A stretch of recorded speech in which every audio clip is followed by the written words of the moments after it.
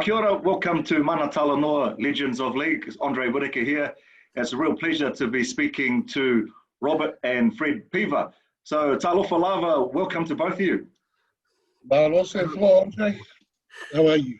Good, very well, very good. Look, it's great, and I'm very happy that you're able to join us to be in the segment, talk about rugby league, your journey. You know, you've both played locally, Porirua, a couple of other clubs around, and then also international. So we'll touch on some of that and also look at some of the mahi that you're doing now in the community. But before we do that, let's look at your family heritage and the Piva family back in Samoa.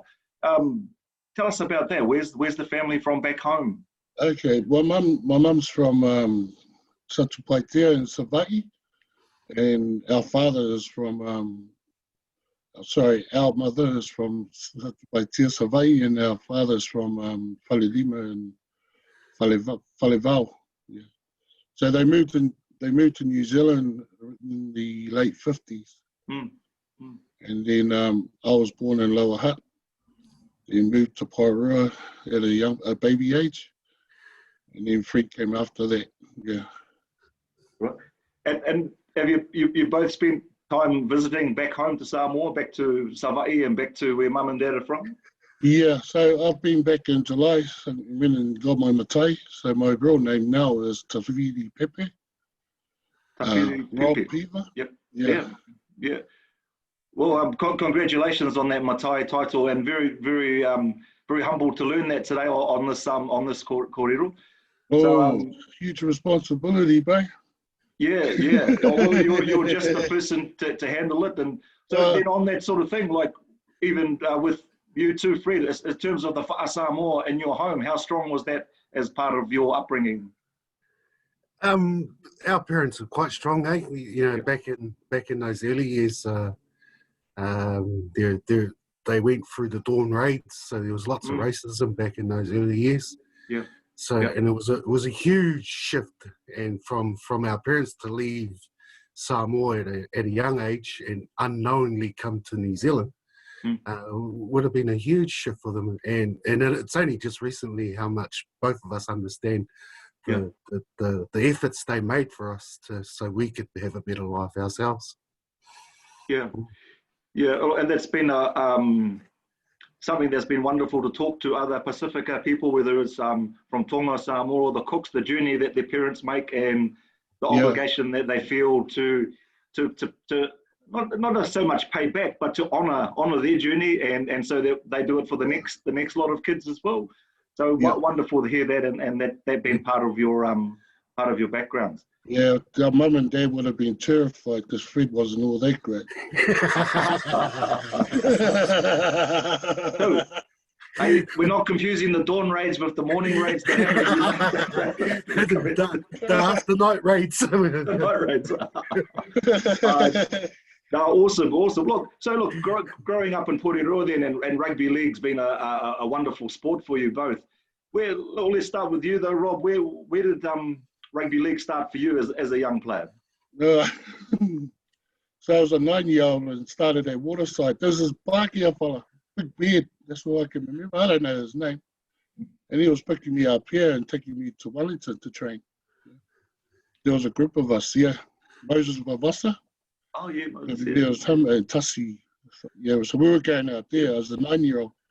And I was playing fullback back in the day. I was useless. I couldn't even catch the ball, high ball. I think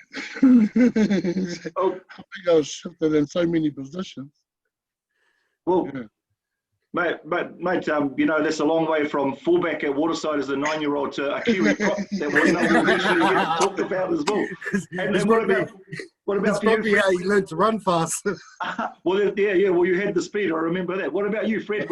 What's your recollections of early days as a junior playing?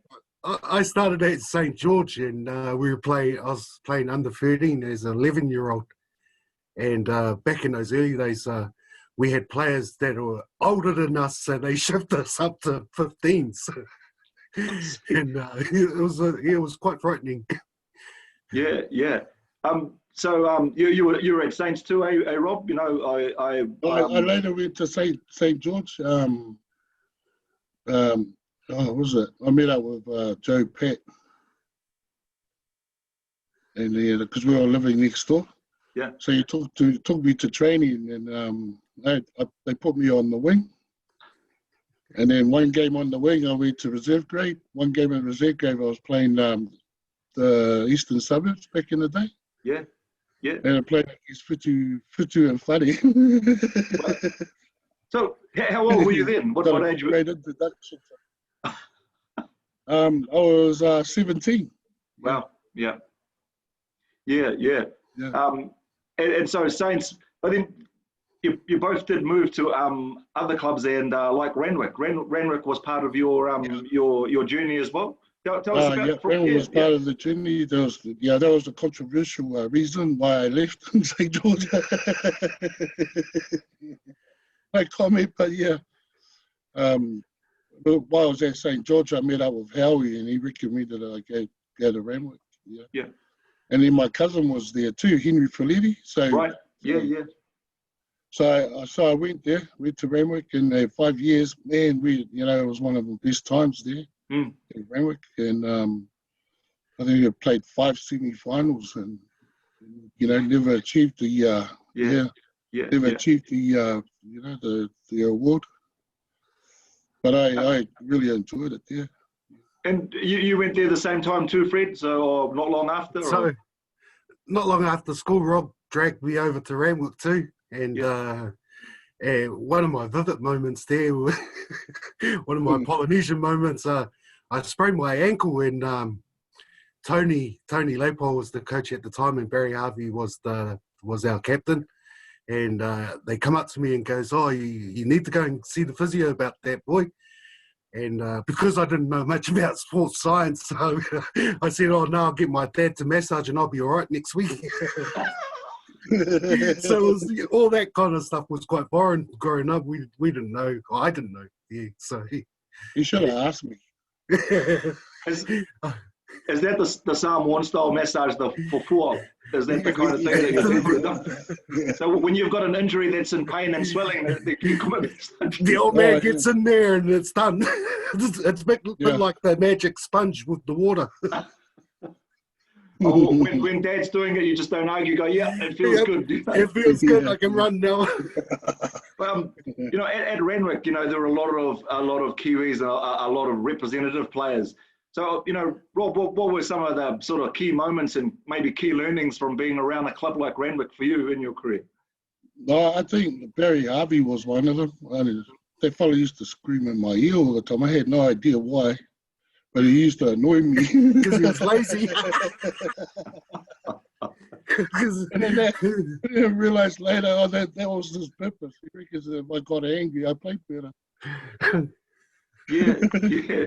No, we know Barry's a hard taskmaster, and it's a Renwick kaupapa or culture that's hard training and hard fitness. How did you find it, Fred? Like the training regime there at Renwick? Oh, it was good because everything was really new, and being so young too. Like the only times that we actually trained like that was when I made the representative football in young grades. Yeah. And that's not discrediting some of the coaches I had in the young grades growing up too. Like we had Harry from St. George. Yeah. He was a man past his time too. And the style that he was teaching us, they're actually quite playing it today in the NRL.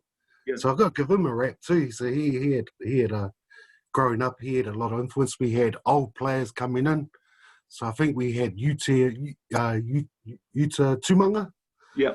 Yes, and he was cool, and he was more about relationships and trying to bond us together as kids. So, and we had Sam Samoa as well. So yeah, just got to give those fellas growing up as a rap as well. Yeah. Yeah. Well, I've obviously, as you know, I've got a Renwick background and also at Wainui, and I have a vivid memory at Wise Park of about 20 minutes into the second half. I thought, well, I saw Simon Fowler and Rob standing together. I thought, oh, those two forwards will be tired. I'm going to run at them and run away. But Simon happened to dive and catch me, and then Rob came over the top. Next minute, the whole year off. Yeah. Oh no! Yeah, I just heard this massive snap. I was going, whoa, I didn't realise the breakout until you screamed, eh? And I was looking around, you know. Andre purposely done that. I think that was payback from my Randwick club to say that's what happens when you go to Wainui. I tell you what, afterwards it was like, yeah, we got the pass. Yeah. Hey, look, but those games were big games, and like whether it's Randwick Wainui back in those days, Upper Hutt and Tony, there was a magic era of football. And so if you were to think of some of the big games that were there for either of you in the club scene, what would be some of the big moments for you club-wise? For me, the 5 years that we played semi-finals, I mean, that was a downer because we lost. You know, those were big moments. You know, they were enjoyable because you get their team, their team morale, and you know, first time I've heard a dryer, and now we were in the team in the house, and there was a dryer guy. Someone of the boys was using the dryer. What's that, eh? After being there for 4 years, and you're regarded as one of the old ones, and then a dryer, one of the young ones pull out a dryer, hey, so that must be the new and up-and-coming players, you know? Yeah. And how about for you, Fred, some standout moments for you for, coming through club footy? Like Rob was saying, the team camps before the finals, leading up to the finals, those were always good times. Yeah. Nothing related to alcohol, because alcohol was a huge influence back in those days too. Oh yeah, here we go. Play hard, drink hard, sort of thing. Yeah. But just having been together in that weekend leading up to the Sunday match, I thought that was quite good. Even though the first year I was at Randwick, we made the semi, I never played. I was the water boy for our team, but just running on with the water, trying to... Bum boy.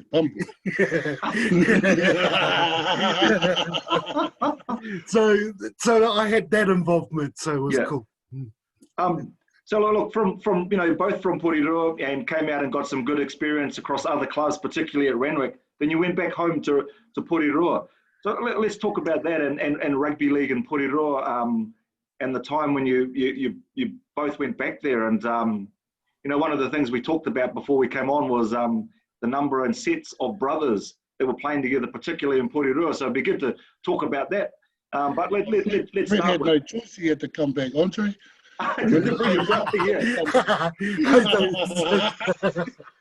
that's right. I wasn't wanted at Randwick, so.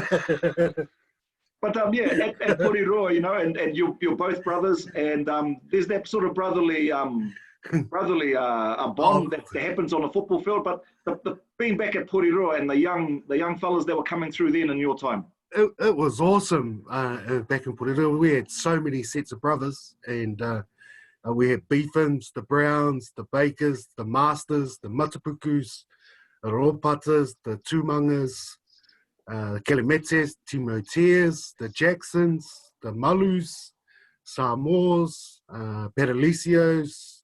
And we had, and that was the influence in rugby league in Porirua growing up, as well as going back as well.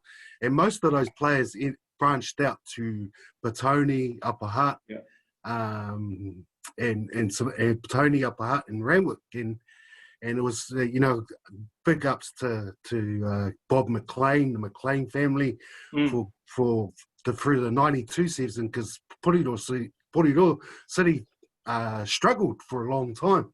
And Miss Lawless as well, and then we had Paul Griffiths, some old names that shout out to, and then '93 when Ken Laban come over, he was awesome influence on Porirua because he brought all us boys back together again.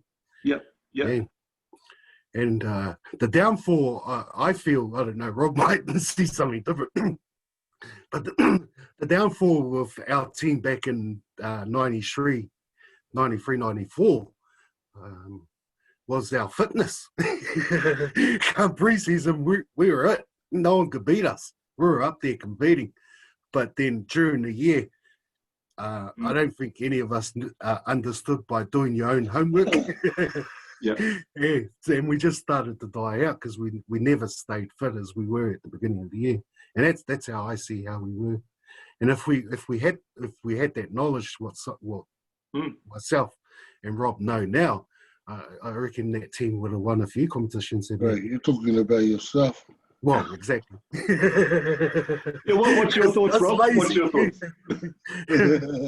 Nah, Fred's right. Yeah, I just remember pre-season. I'm sure after we had drug testing, Kim will drug test me because I was running all over. I think I clocked 17 on the beep test. You know. Yeah. So that, you had all the fit guys all leaving. I was the only one left with the beep test. That's because we were training with the brothers that Fred mentioned, you know. So yeah. No, that's great. So being brothers, when you're playing on the field, what's it like when you're with your brother on the field, and what difference does that make? It's not good, eh? When he makes a mistake, I definitely let him know what he done.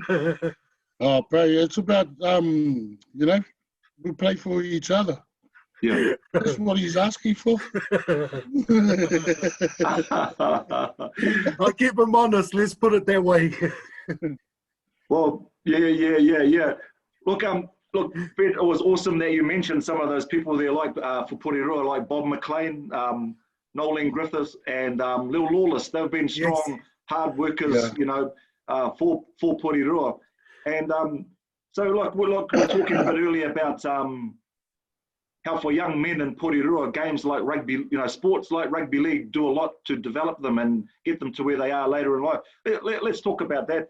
Right? What are some of the things that you see that have been good and positive for young men, in particular, being part of rugby league in Porirua? What are some of the things you've seen in your playing career? I can remember Api Malu was massive an example. He even went to Api started a campaign to be some sort of I think it was a counsellor back in Porirua. So he was in that type of role, and there was a lot of other people that are quite I haven't mentioned too that were influenced in Porirua Rugby League. And I remember back in 92 or 93, Porirua Rugby League was one of the biggest clubs in New Zealand. We not only that, we also had 4 other clubs that was all based in New Zealand too. So we had Waitangiroa, we had the Marlins, we had the Parramatta Raiders, and St. George. So rugby league was huge in Porirua. So, and we had just families all knowing each other, playing it. And when it became a derby game like St. George, Waitangiroa was full on. It was the bragging rights to walk around with your head up high. And I guess some of that's still like that today. Yeah. How about for you, Rob? Your thoughts on that? The role that rugby league plays for young people, young men in Porirua. Yeah, I totally agree with what Fred said. I mean, young people probably look at me, making the Kiwis in '93. So yes. I was wondering, that probably influenced some of the young people too. Yeah. So people like Api and that who have move on to good things.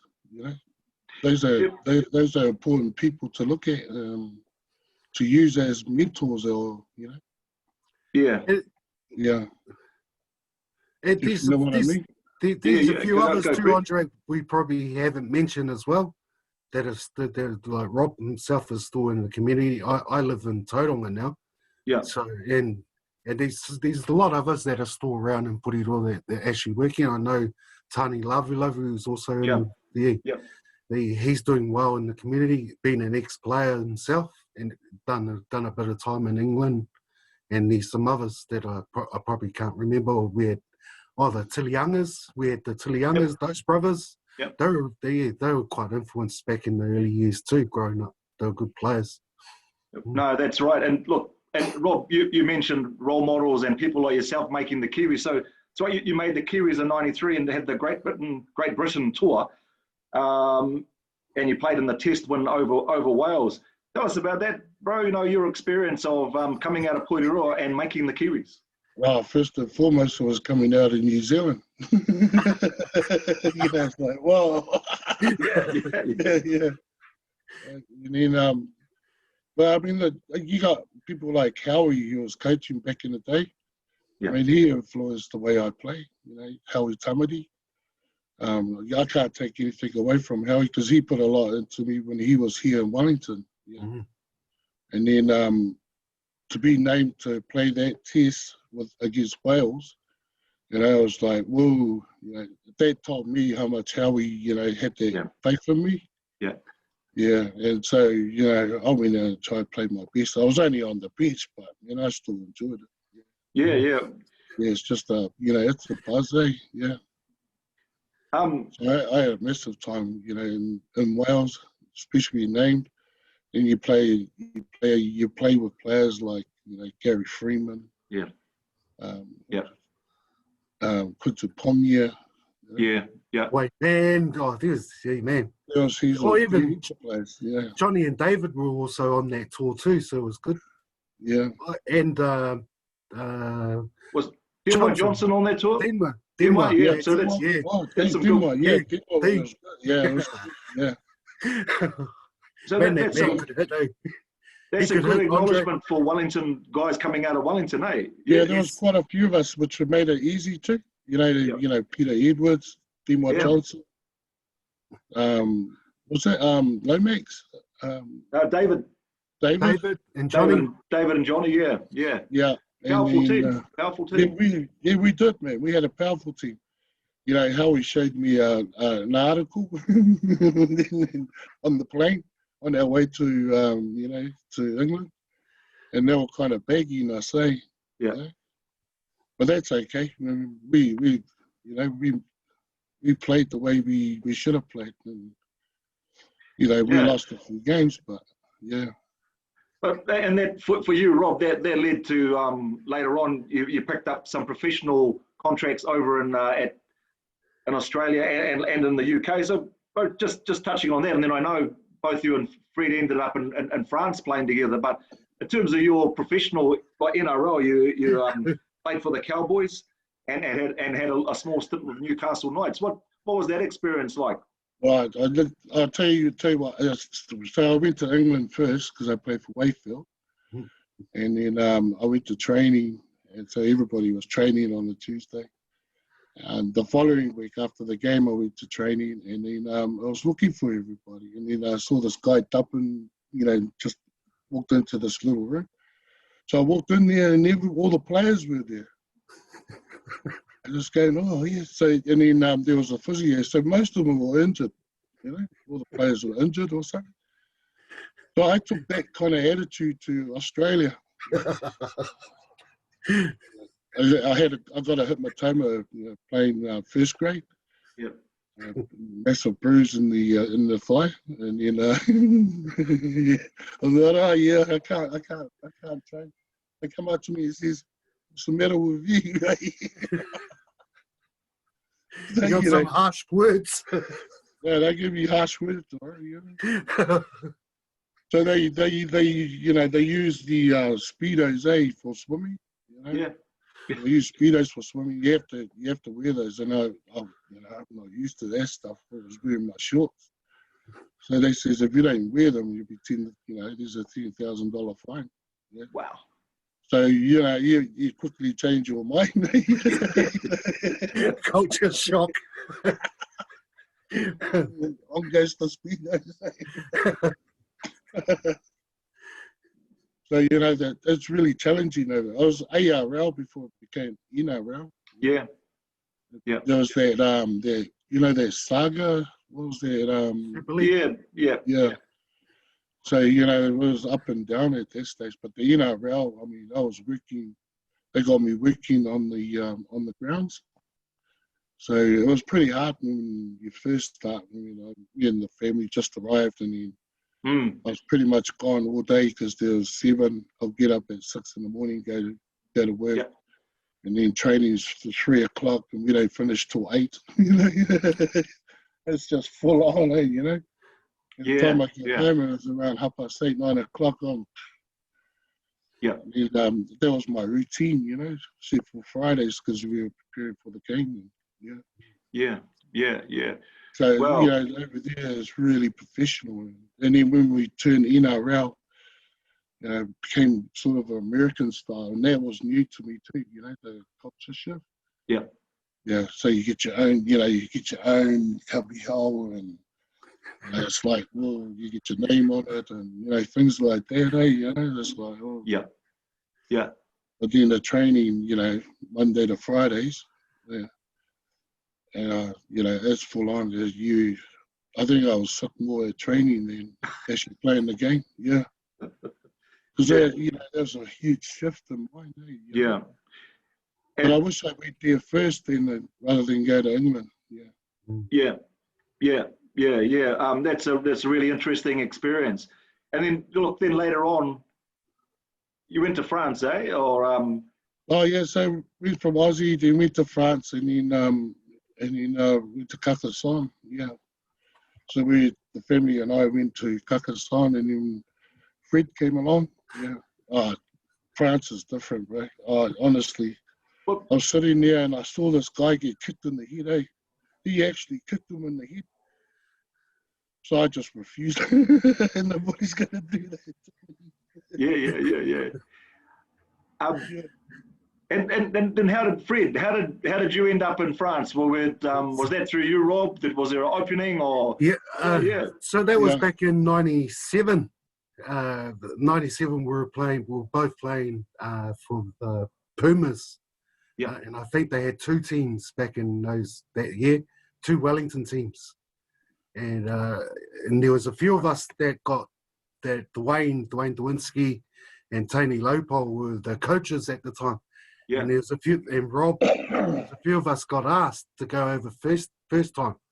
It was Vilai, Rob, Tane, and myself. And I've got a good mate who I talk to called Paul Heffernan. And he's been my mentor back in those '97. So I stayed behind, and those three took off, and then I was pretty gutted that I said no, and because the season in Wellington was slowing down.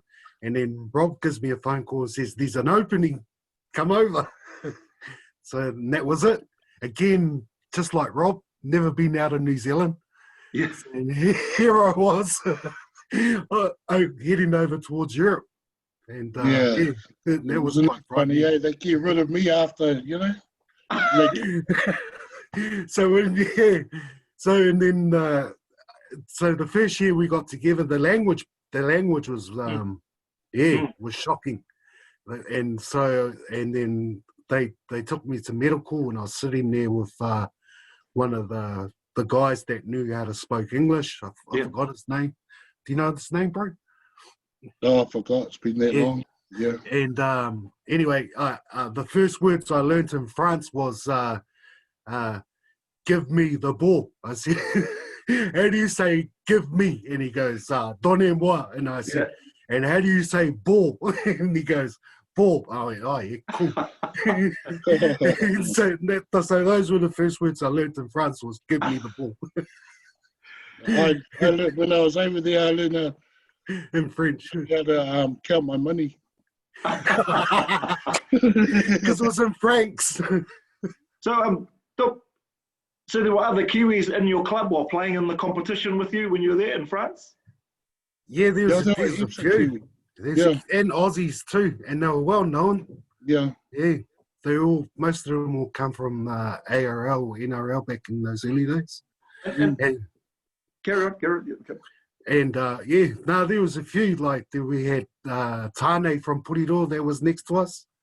There's a couple down in all over the place. I think Vincent Wolf would have been, and another guy from Auckland, Aaron Sesson. Yeah. And we had Vilai Calamete as well. Vilai, yeah. They played for Penrith. Do you remember R4? Yeah, R4. Yeah. So, how would you rate the level of the football there compared to playing in the National League competition in Wellington, and then some of your other international experience? Was it tough footy? Was it skillful football? We'll give them a go easy. If we not this standard not today's standard, but the standard that we played at. Yeah. We would have given them a go easy. Yeah. Yeah, definitely. Yeah. It sounded pretty physical, like you said, Rob. You know, there was a fella getting dealt to on the sideline. Well, all the games like that, was it pretty physical? Well, their mentality was shocking. Like our away games, as we got paid, that's where we wanted to win because the money was good, you know, winning away. But the French mentality is, oh, don't worry, we're not going to win this week because we're playing away. and then at home, the money wasn't so good on the win basis, but we definitely won those games. So it was quite shocking. It was actually quite nervous for the referees as well, bro, because the referee would always get attacked from the home team or the home crowd if they weren't happy with the way how he got into the game. So it was a bit wow. Yeah, it was a bit like that. Yeah. No. We hear those kinds of stories, and just like you said, you know, Rob, that experience. Have you seen the guy on the sideline? Look, from French rugby league, representing Samoa. You know, Rob, you had an involvement there. Fred, I'm not sure if you were played with Samoa as well. So for you, Rob, you were selected in a Samoa team. I understand you didn't play, but you played in the nines. Tell us about that. What's it like representing? Well, how did it feel for you to represent Samoa? Oh, so I played in the nines, and there was I think it was 96. 96. There was another competition, but it wasn't recognised. Yeah. Yeah. I don't know why, but then Mark Graham was our coach. Yeah. Right. Yeah. Yeah. And what was it like having Mark Graham? He's a legendary player. What was he like as a coach? What was he like as a coach? Bro, that fella smokes the chimney, man. You know? That fella smokes the chimney, but he can run a mile. You know, that's how good he is. Yeah. You just to have him there and, you know, just talking and you just want to play for the guy, eh? Yeah. You know? Yeah. Because you know what he's gone through and what he's done and stuff. Yeah. Yeah. So he was coaching the Samoan side, and then he took me over, and you know, that even made it better. So I got player of the tournament. You know, for the when I was playing for him. Yeah. But then playing in front of my own people, you know, my family and stuff, that was even better because then I lost a lot of money when I went back then.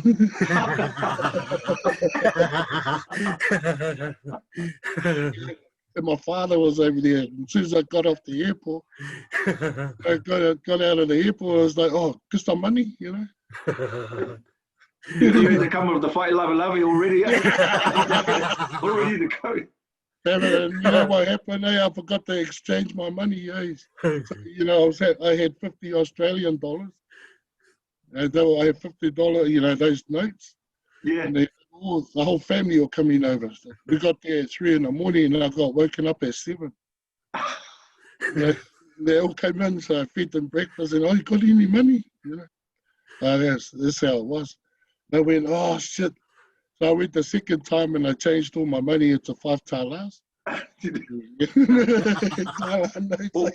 Well, that's right. If you give over 50 New Zealand Aussie, that's like 100 tala, right? Yeah, man, they were rap, man. My families were rap, man. Yeah. You know, even my clothes, I went with some nice clothes, and they came back with me. That's how he got his matai. Take it easy.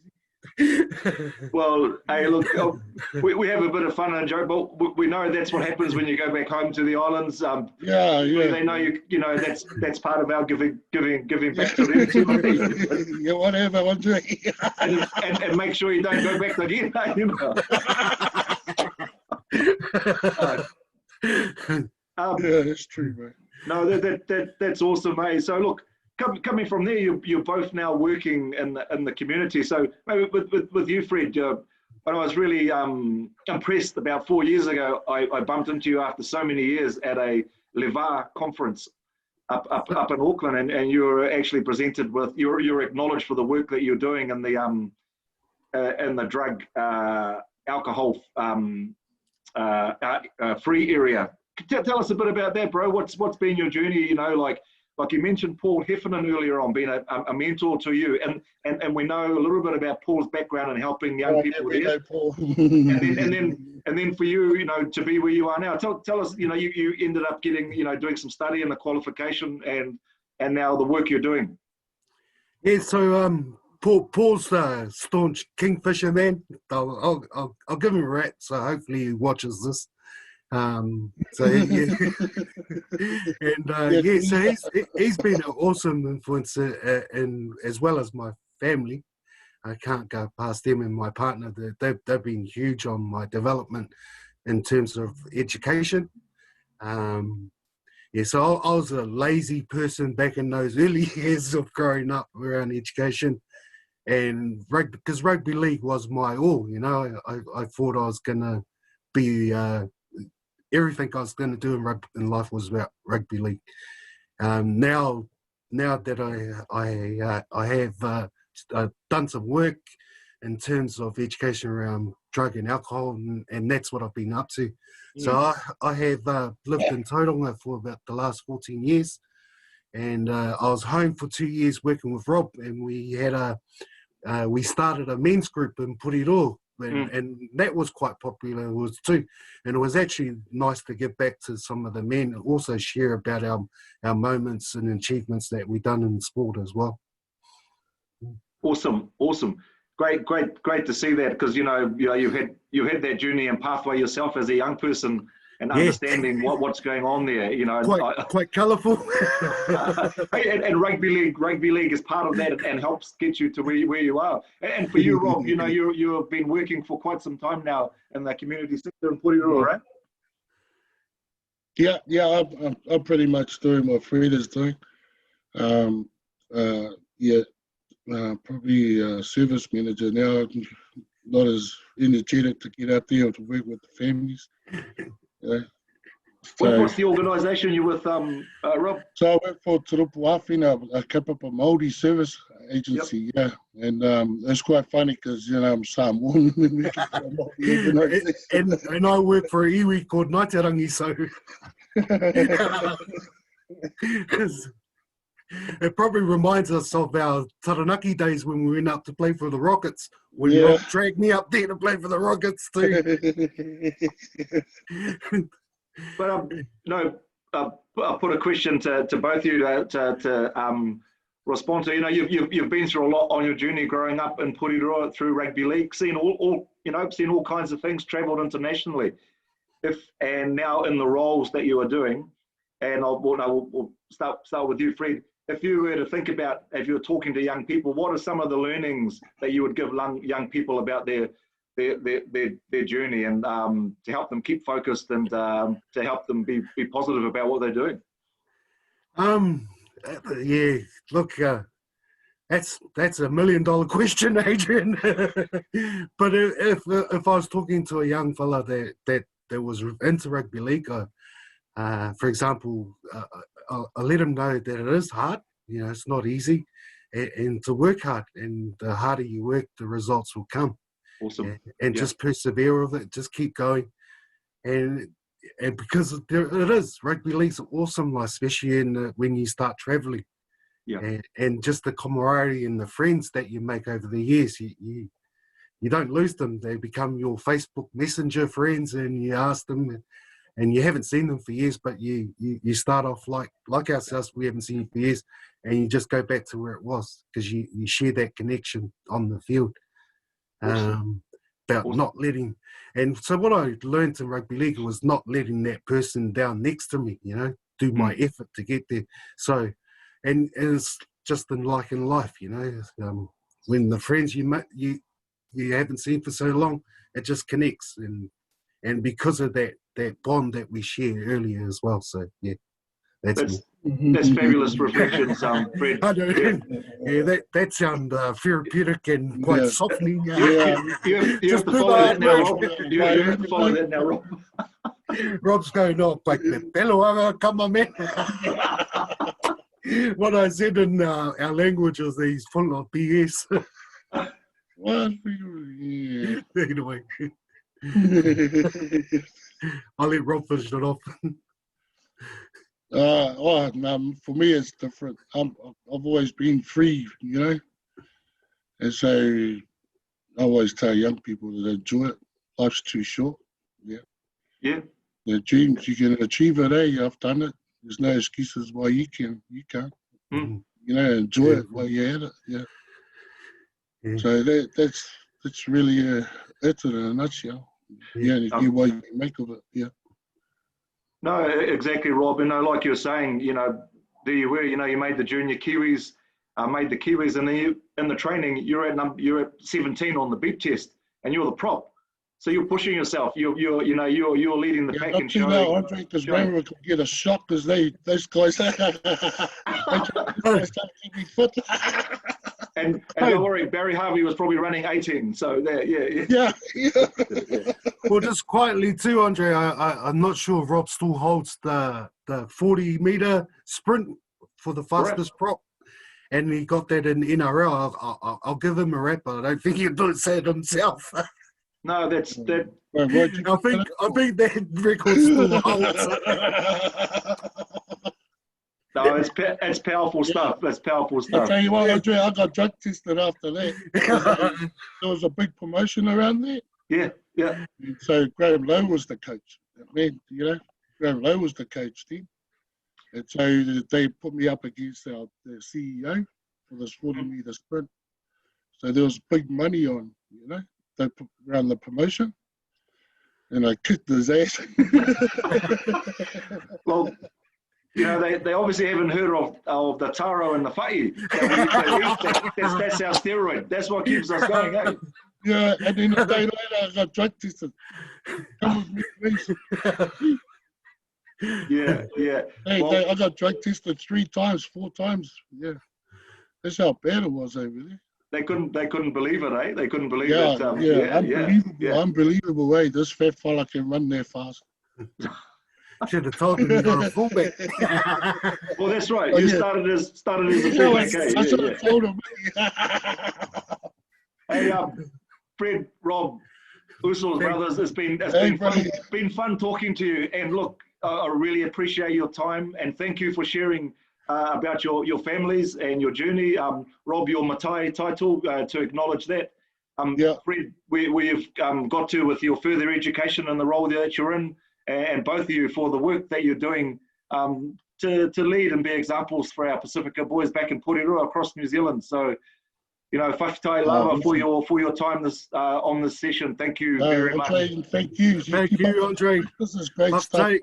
Yeah. Thank you very much. Okay, Malo, thank you. Cheers. Okay, Malo.